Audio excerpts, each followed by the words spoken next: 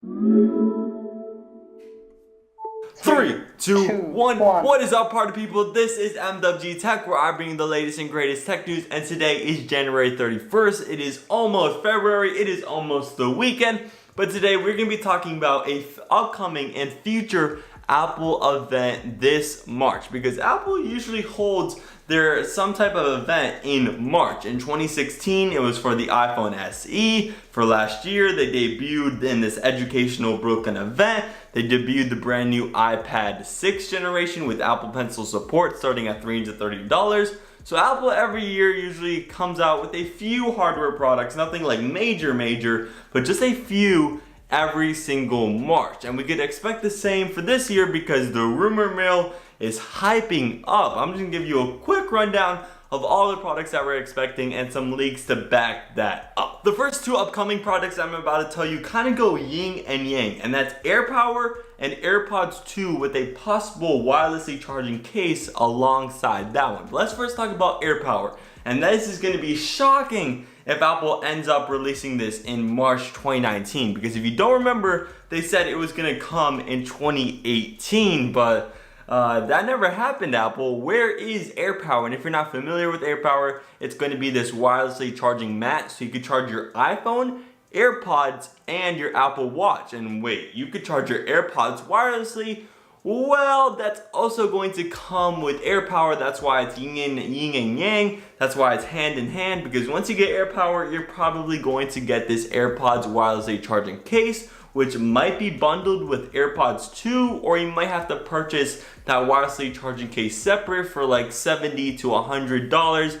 And the rumor mill for AirPower is that it's going to cost around $150 to $200. But honestly, I think that's kind of good for a price for AirPower, because it's really tying in that entire Apple ecosystem. There's no other wirelessly charging mat out there that could allow you to charge your iPhone, your AirPods, and your Apple Watch. No other wirelessly charging mat out there except for AirPower. And that's why AirPower is going to be special, and I really hope for it to come out. Like, please, Apple, please. And if we look for how this information of AirPower and this AirPods 2 wirelessly charging case coming out in a few months is backed up at all, where AirPower, you kind of have these two manufacturers, both Pegatron and Luxair Precision. They are both saying that they're already producing Apple AirPower, and with AirPods 2, you kind of just have all these Apple experts saying that's supposedly going to come out in 2019. But with AirPower, you're most likely going to get that AirPods 2 wirelessly charging case, like I've already said.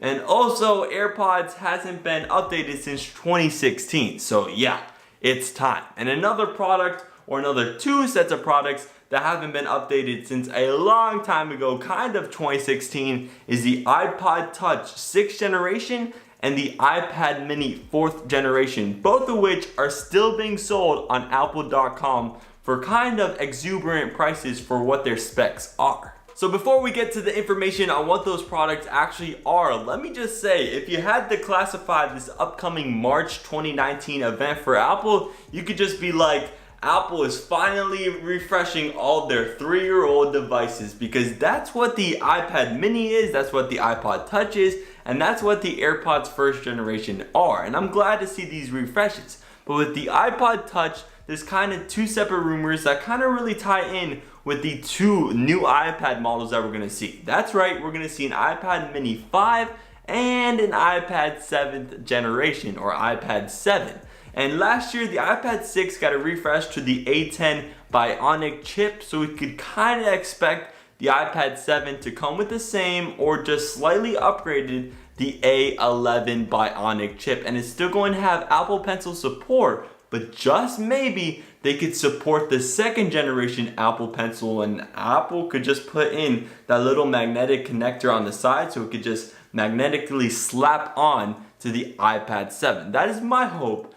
But also on the other side, the iPad Mini 5 is going to finally get updated internals from the A8 chip to now possibly the A10 Bionic or A11 Fusion. And this has been a long time coming, and still, like I've said, these are already products that are being sold. Even the iPad Mini 4th generation still costs $400, which is a starting price that is $70 above with lower end specs than the iPad 6.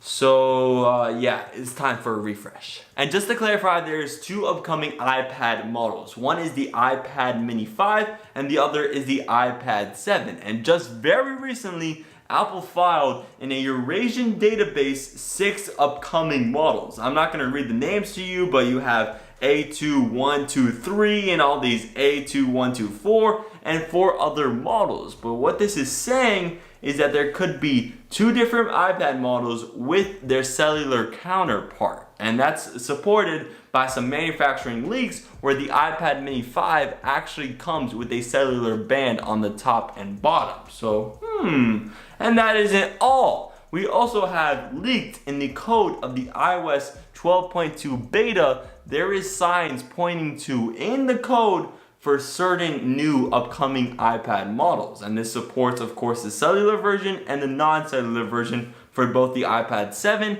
and the iPad mini 5. And that same both goes for the iPod Touch. You know how I said there were 6 models? Well, 2 of those could apply to the iPod Touch 7th generation. And the iPod Touch 7th generation is rumored to come with USB-C, which I will be very surprised by. And these 2 iPad models aren't rumored to come with USB-C, which would kind of be like contradictory, keeping Lightning on 2 models and USB-C on 1 new model. And also the iPad 7th generation is also running on that same old A8 chip. So it's time to update that if Apple wants to keep the iPod Touch alive, because questioning that is kind of fair and is a little bit more outdated in its place and its use case than the iPad mini. Still people use the iPad mini. The iPod Touch, not so much. And in the iOS 12.2 beta code leak, there is support that all of these 3 models, the iPod 7th generation, the iPad mini 5, the iPad 7, I've already said all these 3 names, but it is support that all these 3 models aren't going to come with Face ID.